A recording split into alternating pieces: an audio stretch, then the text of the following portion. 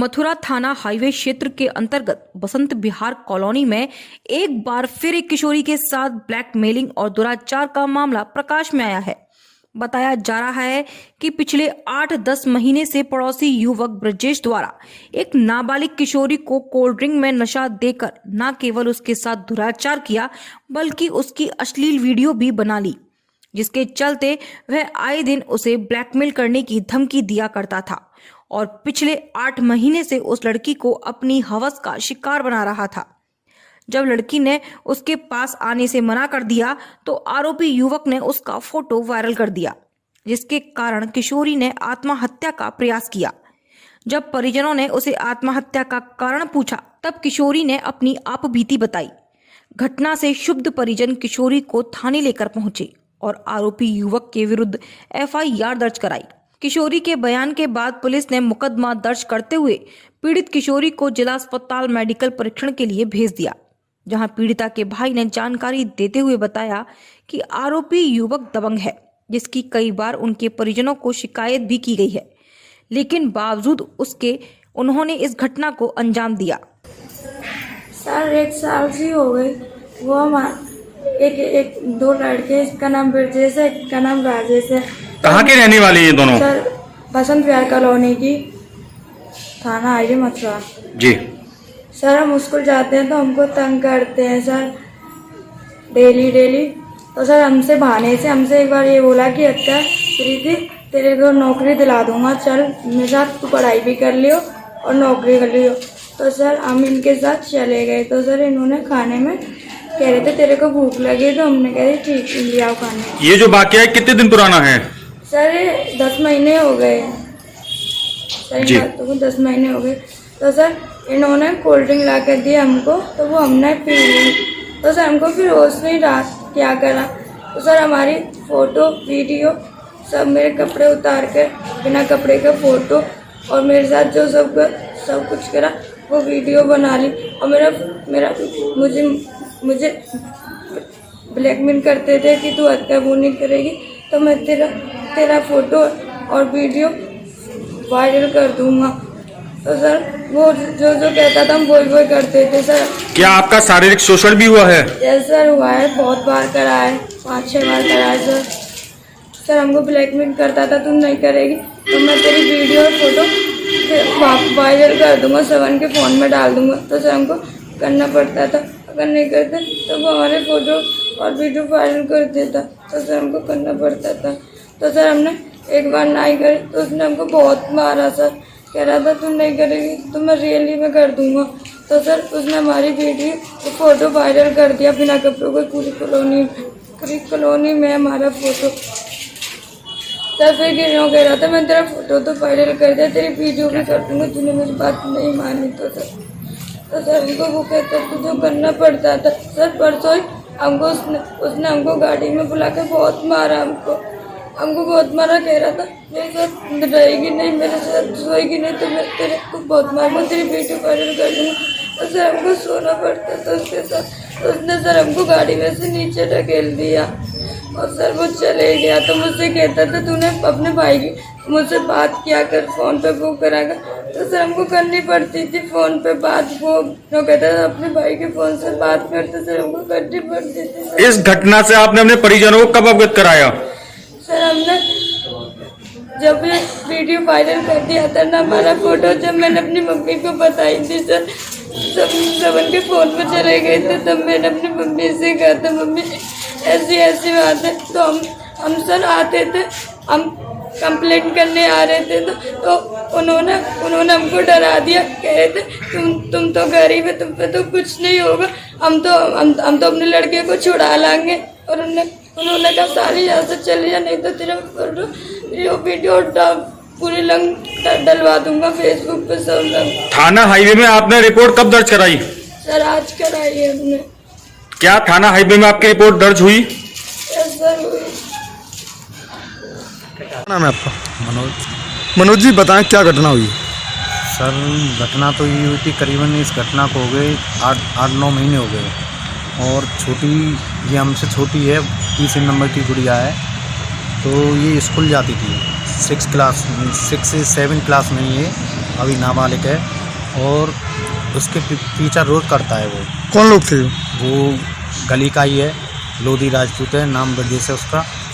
और पीछा करने के बाद है क्या है, उसके गुड़िया ने हमको घर पे आके बताया कि वो भैया ऐसी बात है, तो हमने घर पे भी शिकायत की उसकी। घर पे शिकायत करने के बाद माँ बोलती है कि बेटा तू अपनी बहन की शादी कर दे। तो मैंने उसकी माँ से बोला कि आंटी मैं अभी शादी कैसे कर दूँ, उससे बड़ी 2 बहन और हैं और तीसरी ये। और ये बोला था कि नाज हम दे देंगे। मैंने कि नाज देने से कुछ नहीं होता है, तुम हम मेहनत कर रहे हैं, अपना खा रहे हैं, अपना कमा रहे हैं, कोई दान पुण्य नहीं कर रहा है कि पहले अपने लड़के को संभालो। फिर उसके बाद कुछ नहीं हुआ। फिर महीने 2 महीने जैसे गुजरते हैं, गुजरने के बाद इन्होंने क्या करा, फिर पीछा 4 पहिए की गाड़ी लेके पीछा किया।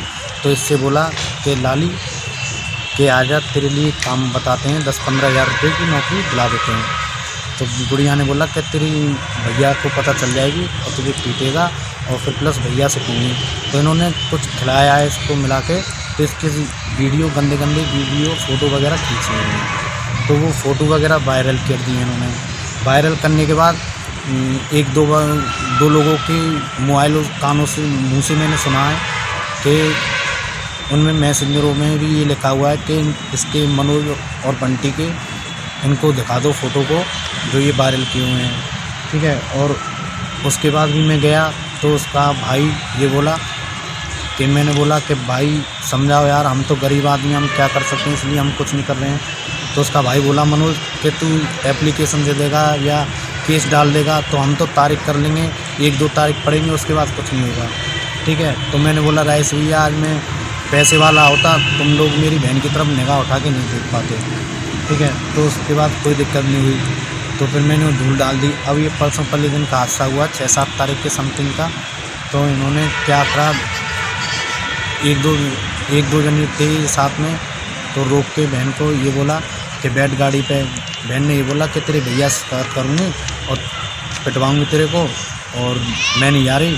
तो उसने बोला कि तेरी वीडियो वायरल कर दूँगा और बहुत गंदी गाली देने लगा वो, ठीक है। और उसके बाद घर पे आने के बाद किसी से कुछ बोली नहीं गुड़िया। इसने अपने आप को आत्मकुशी करने की कोशिश की और करने के बाद है क्या मम्मी ने ऊपर से आवाज़ दी तो आवाज़ गुड़िया बोली नहीं। तो मम्मी उतर के आके देखा तो फांसी से लटकी हुई थी। तो 5 मिनट भी और लेट हो जाते तो ख़त्म हो जाती। उसके बाद हमने डॉक्टर को बुलाया, डॉक्टर साहब आए थे, उन्होंने देखा, उन्होंने बताया कि कोई दिक्कत नहीं, ज़्यादा दिक्कत होती है सरकारी हॉस्पिटल में ले जाएं और एप्लीकेशन दिलवाएं, क्या बात है क्या नहीं है, लड़की ध्यान देगी। इस घटना से कौन कौन लोग जुड़े थे? इस घटना से सर जुड़ने के लिए तो फिलहाल में एक ही है, पर जुड़ने के लिए जो बातें दबा रहे हैं उनकी फैमिली की हैं। फैमिली में कौन कौन थे? ये राजेश है, उसने ये बोला था कि केस डालेगा तो 1-2 तारीख पड़ेंगी, हम उसको तारीख को कर देंगे। पैसे में पावरफुल हैं। माँ ये बोलती है कि बेटा जल्दी से जल्दी अपनी बहन की शादी कर दे और नाज वगैरह चाहिए हम दे देंगे, ठीक है। तो और ऐसे जिसने घटना को अंजाम दिया था उसका नाम क्या है? उसका नाम है ब्रजेश लोधी राजपूत बोलते हैं। कब से पीड़ित कर रहे थे? ये उसके हो गए करीबन समथिंग 8-9 महीने हो गए। 9 महीने से करीब रोज परेशान करता तो आपने है। पुलिस को सूचना नहीं दी थी? हमने इसलिए नहीं सूचना दी सर कि हम लोग हैं गरीब, हम ये नहीं चाहते अपनी बहन बेटी की बात उछले और उड़े। उसमें क्या है ना कि कहते ना गरीब तो गरीब ही होता है, पैसे वाले की तो होती नहीं है, ठीक है। और हम इसलिए कुछ नहीं। अब आपने पुलिस को शिकायत पत्र दे दिया है? हाँ, पुलिस को हमने कर दिया है। और पड़ोस में एक चाचा जी रहते हैं, उन्होंने हिम्मत बांधी, हार के मजबूरी में के फिर हमने एक कदम आगे बढ़ाया। कौन सा थाना लगता है? हाईवे थाना। जहां एक और स्मार्ट सिटी बनाने को लेकर अलग अलग शहरों में सड़कों की मरम्मत का काम जोरों पर चल रहा है और सड़कों का सौंदर्यीकरण करवाया जा रहा है, वहीं दूसरी ओर अलीगढ़ में सड़कों पर कहीं सीवर टैंक के नाम पर तो कहीं पाइपलाइन के नाम पर खोद दिया जाता है, जिसके बाद कर्मचारी उसे भूल जाते हैं। दरअसल पूरा मामला स्मार्ट सिटी अलीगढ़ के सिविल लाइन इलाके में स्थित जीवनगढ़ का है, जहां जल निगम के द्वारा घनी आबादी वाले क्षेत्र जीवनगढ़ की एकमात्र सकरी सड़क जो क्वारसी बाईपास को जाकर मिलती है, उसी रोड को लगभग आधा चौड़ाई में लगातार करीब 800 मीटर लंबाई में खुदाई का कार्य लगभग 15 दिन से अधिक हो चुका है। सड़क खोद कर डाल दी गई है, जिसके चलते लोगों को परेशानियों का सामना करना पड़ता है। जिसको लेकर जीवनगढ़ क्षेत्रवासियों के द्वारा प्रदर्शन किया गया। वहीं संबंधित जल निगम कर्मी को मौके पर बुलाकर और नगर निगम अधिकारियों से तत्काल सड़क को भरने और पक्का करने का कार्य शुरू किए जाने की मांग की और चेतावनी भी दी गई। अगर यह कार्य नहीं हुआ तो वह सभी लोग विभाग का घेराव व प्रदर्शन करेंगे। इंजीनियर आगा यूनुस, कांग्रेस पार्टी लीडर, अलीगढ़। हम इस वक्त महानगर के अंदर, अलीगढ़ के महानगर के अंदर स्मार्ट सिटी जो कागजी तमगा प्राप्त, जो जनता के साथ छलावा किया जा रहा है, उसके अंदर सिविल लाइन के क्षेत्र में और जीवनगढ़ कॉलोनी में हम खड़े हैं। हम जीवनगढ़ कॉलोनी में, जो एक बहुत ही घनत्व वाला क्षेत्र है, जिसके अंदर बहुत भारी आबादी है, वहां पर लगभग 15 दिनों से पाइपलाइन का काम चल रहा था।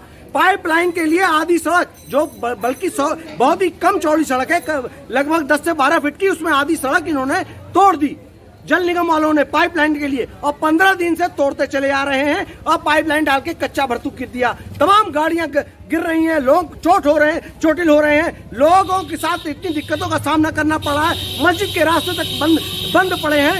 इसके बावजूद जल निगम चेत नहीं रहा है। 15 दिन से अधिक हो चुका और ये काम, खोदाई का काम चलता चला जा रहा है और सड़कें टूटी पड़ी हैं। लेकिन हमने इसके खिलाफ प्रदर्शन किया है आज, और हम जल निगम और नगर निगम को चेताते हैं कि नगर निगम और जल निगम, तुम होश में आओ। अगर आज के दिन से तुमने इसके अंदर पक्की सड़क बनाने का काम नहीं किया तो कल इससे बड़ा प्रदर्शन पूरे जीवनगढ़ के लोगों को लेकर एक बार और किया जाएगा, जिसके लिए जिम्मेदार जल निगम होगा, प्रशासन होगा, नगर निगम होगा। हम चुप नहीं बैठने वाले। हमारी जनता के साथ अगर दिक्कत होगी तो हम नगर निगम तुम्हें होश दिलाना चाहते हैं, तुम्हें चेताना चाहते हैं कि तुम्हारा घेराव हम नगर निगम में आकर करेंगे। जल निगम को चेताना चाहते हैं कि तुम्हारा घेराव हम जल निगम में आके करेंगे। अगर आज से काम शुरू नहीं हुआ और जल्द से जल्द ये सड़क नहीं बनाई गई तो हम सड़कों पर उतरेंगे और जहां जाना होगा हम जनता के साथ जाएंगे।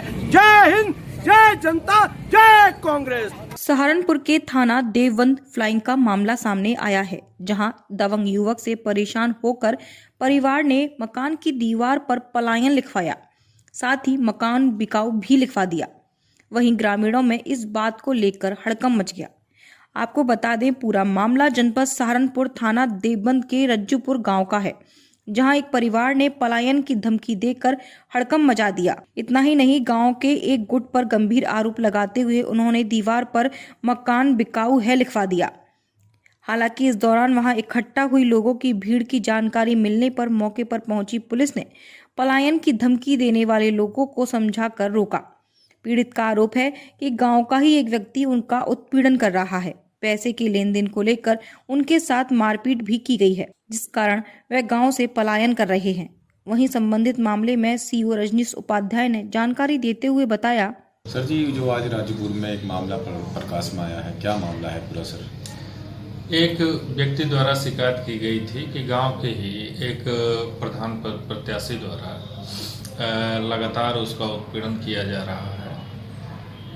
ये हमारे पास प्रार्थना पत्र उसका आया है और प्रार्थना पत्र पे जांच बैठा दी गई है और उसको आश्वस्त किया गया है व्यक्ति को बुला करके स्वयं मेरे द्वारा कि इस तरह की कोई भी हरकत बर्दाश्त नहीं की जाएगी और किसी भी व्यक्ति को यह छूट नहीं दी जाएगी कि वह गांव के या समाज के किसी भी व्यक्ति को किसी भी प्रकार से, चाहे वो आर्थिक हो, मानसिक हो, शारीरिक हो, वो प्रताड़ित करे। पुलिस पूरी सुरक्षा मुहैया